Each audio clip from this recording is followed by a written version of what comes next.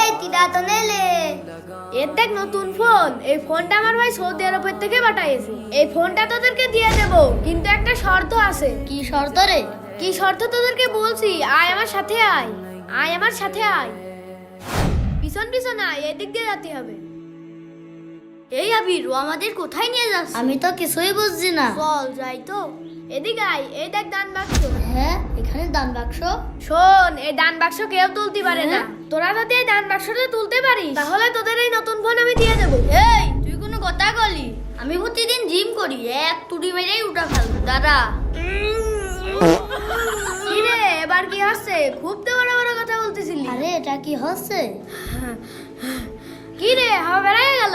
খুব ভারী রে, উঠতে পারছি না। তোর দ্বারা সম্ভব না, দেখ এবার আমি তুলছি। কি রে, কি হচ্ছে? বন্ধু, পারলাম না রে, খুব ভারী। তাহলে শোন, এই বাক্স আজ পর্যন্ত কেউ উঠাতে পারিনি। এই এক কাজ কর, ওই পাগলটা ডাক দে দিন, দেখি উঠতে পারে নাকি। এ পাগল, এই এদিকে আয় তো। কি হয়েছে ভাই?